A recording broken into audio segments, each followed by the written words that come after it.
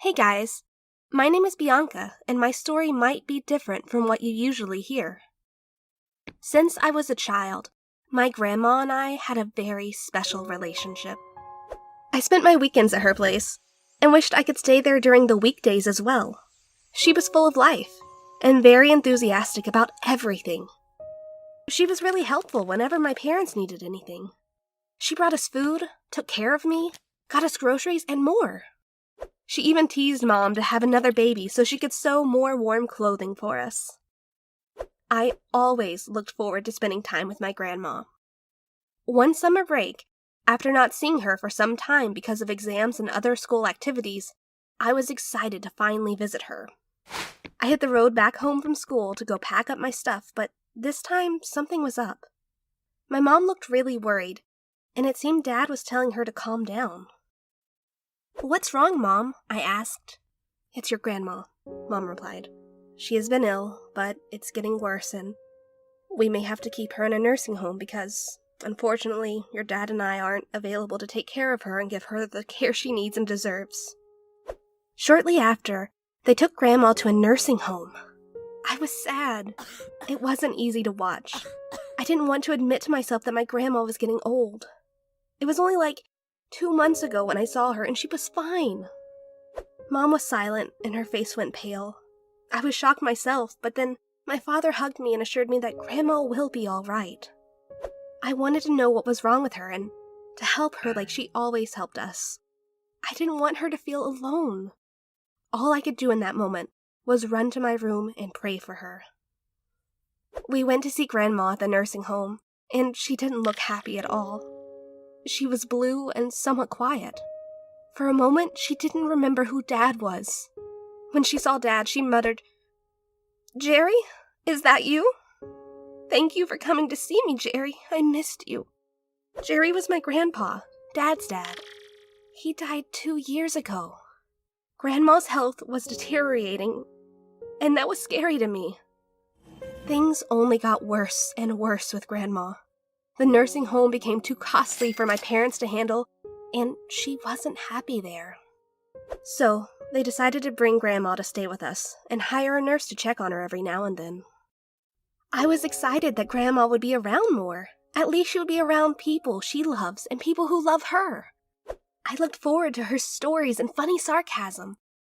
I looked forward to sewing mufflers and scarves with her, but my excitement and expectations were short-lived.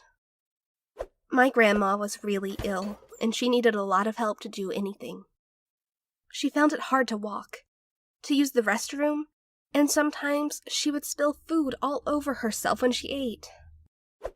It was not an easy time. I did my best to help her with every little thing.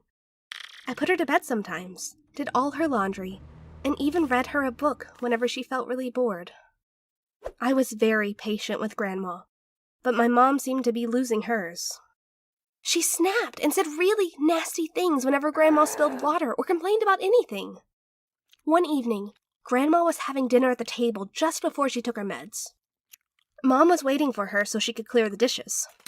"Ma, would you hurry up a bit? It's getting late," Mom said. I think she was going to bed. Grandma tried to hurry, but she spilled her soup all over the table, the carpet, and herself. It got Mom so irritated that she blurted, "OMG, are you kidding me? Do you want me to feed you? I'm tired. We are all tired. We spend all our life savings on your health bills. When will this end? I wish we left you at the nursing home." I stood at the corner, cold. I felt terrible. I watched as my angry mom wiped the soup off Grandma and stormed out of the house. How could Mom speak to her like that? Why was she so mean? Grandma was helpless. I sat with Grandma, attempting to cheer her up. I told her everything would be okay. But deep inside, I was very upset with my mom.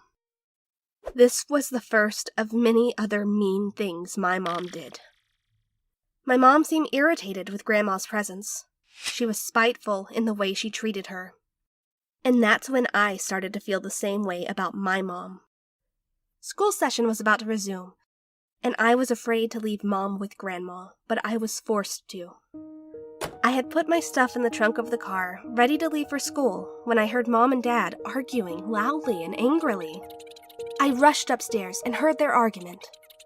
Mom wanted the nurse to go pick Grandma's medical supplies as they dropped me off, but Dad wasn't having it. He said it wasn't wise to leave her all alone, all by herself, no matter how long. As they argued, Grandma tried to get them to stop, but they ignored her. She did not look well. I went up to her to ask if she needed a glass of water. Nobody realized Grandma was struggling until she slumped. They immediately rushed her to the hospital, but they got there too late. We were told that she had a stroke. We lost Grandma that day, and I couldn't stop blaming my mom. She was the main reason Grandma died. If only she listened to Dad that day. If only she was more kind and understanding. After my grandma died, my relationship with my mother totally changed. I couldn't look at her anymore. I didn't want to do things for her, and I didn't want to spend time with her. She started to disgust me. I would spend most of my time at school and in my room. Thanksgiving came, and I didn't want to help Mom, so I avoided her most of it until it was time to serve guests. My mom knew things changed between us, and I could see how hard she was trying to get things back to normal. She made my bed, cooked my favorite meals, and offered to take me places I like. I wasn't going to fall for her shady attempts to fool me. I knew the kind of person she was, and no act could convince me otherwise. One day, I walked into the kitchen and saw her struggling with the blender.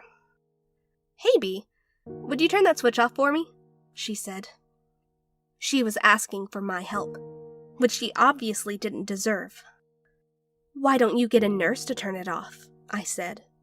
Mom stared at me wide-eyed. "What did you say?" I turned the blender off and said, "If only you turned off your meanness, Grandma would still be alive." That moment, Mom slapped me hard. I didn't see it coming. I stood there and wished I could do the same. I wished I could give her a beating for how mean she was to Grandma. I wished I could scream at her just like she screamed at Grandma all the time she was helpless. I was about to leave the kitchen when my mother said, "Bianca, wait." I turned to look at her. She was crying. She said that she feels a lot of guilt and she's been trying to ignore that feeling since Grandma died, but she couldn't.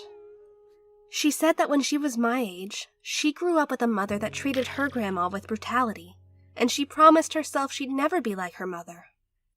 She forgot that promise, and it never really hit her how awful she was until Grandma died. I stood there thinking, Grandma didn't deserve what Mom did to her, but if I do the same, am I any different? I was slowly turning into my mom, becoming spiteful and losing patience. I didn't want to be like that. I didn't want to be a second version of her. I looked at Mom across the kitchen and smirked. I knew we had to have a conversation about everything, and at some point, I want to forgive her. I am sure my beautiful, loving grandma would have wanted that.